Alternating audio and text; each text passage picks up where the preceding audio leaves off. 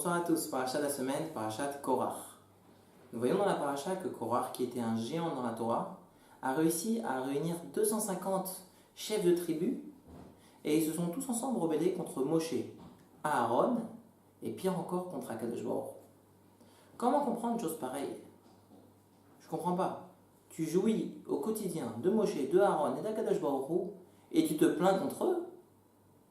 En réalité, mes chers amis, beaucoup de commentateurs relatent de ce sujet, mais on va se contenter du message que nous pouvons tirer à notre niveau de cette histoire. Évidemment que Korach était un géant en Torah, mais on se doit de retirer le message à notre niveau.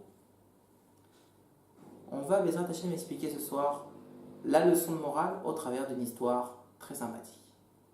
Il y avait une fois un couple qui était très riche, mais très radin. Ils habitaient un palace, mais ce palace était vide. Rien. Ni vraiment que des murs, vides. Ils avaient 2 fourchettes, 2 couteaux, 2 cuillères, 2 assiettes, 2 marmites, c'est tout. Pour le mari et la femme, point barre. Une fois, la femme s'est mise à pleurer. Son mari lui dit: mais qu'est-ce que tu as? Pourquoi tu pleures? Il dit: voilà, mes parents ne vont pas tarder à venir me voir. Et tout simplement, je n'ai rien à leur proposer. Je n'ai même pas d'assiette pour eux. Je n'ai même pas de couvert. Je n'ai pas de verre. Il lui dit: t'inquiète pas. Tu sais, il y a un juif, Shlomo, qui habite pas loin d'ici. Et lui, il a plein d'ustensiles pour orner une maison. Que ce soit de la décoration, des spots, que ce soit des vases, que ce soit des fausses fleurs. Il a tout ce qu'il faut. Je vais aller chez lui et je vais lui emprunter de tout pour pouvoir orner notre maison. Et bien évidemment, des couverts, des assiettes et des verres. Ne t'inquiète pas, je reviens d'ici peu de temps.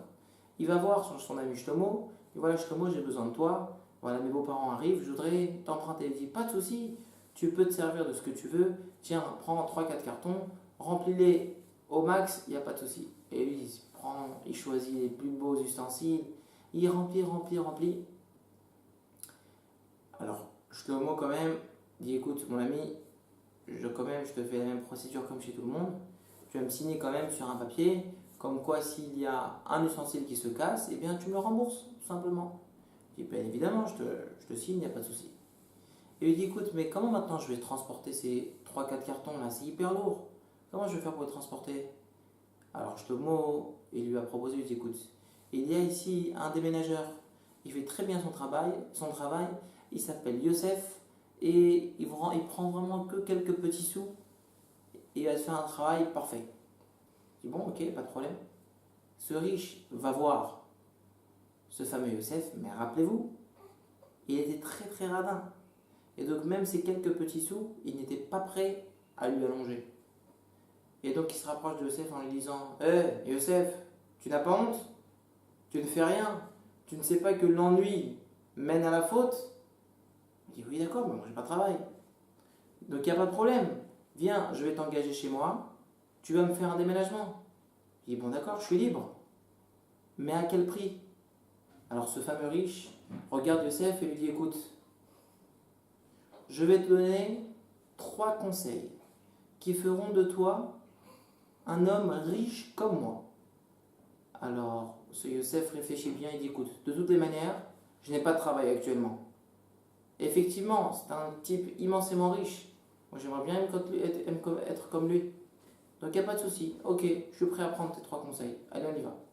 Et donc, il l'amène chez Shlomo et il commence à porter les cartons qui étaient hyper lourds. Et il dit: ok, c'est où? Voilà, j'habite au bout là-bas, à un quart d'heure à pied. On va dire: attends, c'est hyper lourd.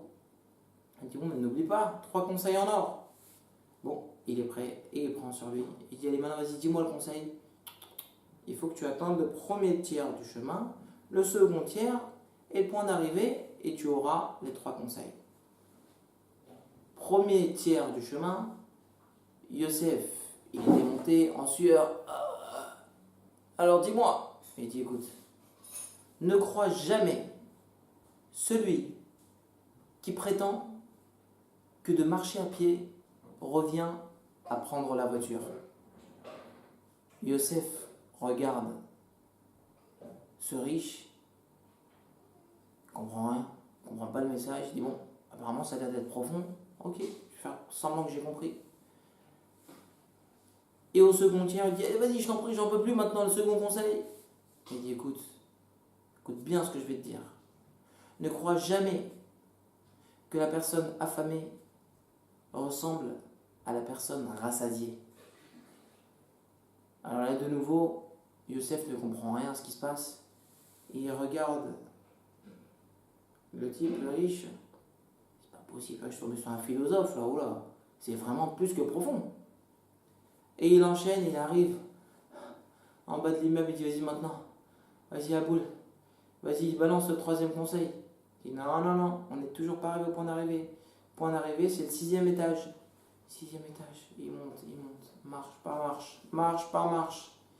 Et arrivé au sommet, au pic de la montagne, il regarde ce riche et lui dit écoute, ne te fatigue pas, je pense que j'ai déjà deviné le 3e conseil, donc je vais te le proposer et tu me dis si c'est bien ça.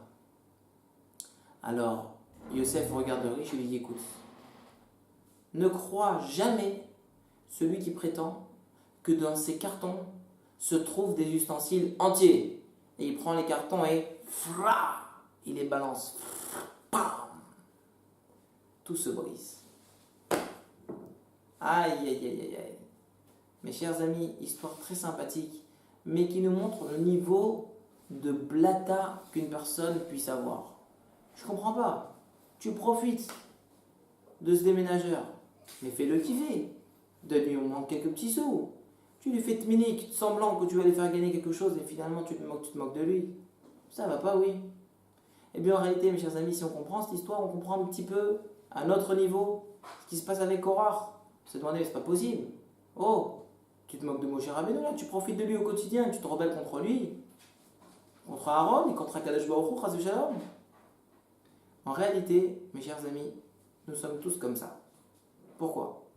Parce qu'on profite au quotidien d'Akadosh Baruch Hu, qui nous gratifie dans tous les domaines.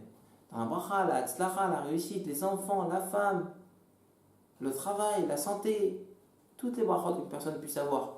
Toutes, ou une partie, ça suffit déjà pour le remercier et d'être reconnaissant envers lui. Le problème, c'est que nous sommes ingrats. On ne pense pas à remercier Akadosh Baruch Hu. Mais pourquoi ? Remercier Akadosh Baruch Hu. Comment faire pour remercier Akadosh Baruch Hu ? Non seulement le remercier verbalement, bien évidemment, mais en suivant le mode d'emploi du monde qu'il a créé. Akadosh Baruch Hu a donné une notice à ce monde, accomplir la Torah, accomplir les mitzvot, se renforcer dans le respect du Shabbat, se renforcer dans la cacheroute, se renforcer dans la pureté familiale, se renforcer dans la mise des téphilines, se renforcer dans la mise des tzitzit katan, de la kippa, en partie au moins. De temps en temps, une partie dans la journée. Range dans le pantalon, ça se voit pas. Ça mange pas de pain. Et toi, tu fais que gagner ton lamaba et être encore une fois reconnaissant envers Akadosh Baruch Hu. Alors n'oublie pas, mon cher ami, ne sois pas un blata comme ce riche dans l'histoire. Ne sois pas comme ça. Tu profites au quotidien d'Akadosh Baruch Hu. Sache te remercier et sache suivre ses commandements et ses préceptes. Et Bezrat Hashem, que ça soit source pour nous de bracha et de hatzlacha dans tous les domaines et qu'on ait Bezrat Hashem très bientôt la venue du Mashiach, le Mera Biamenu. Amen ve Amen. Shabbat Shalom.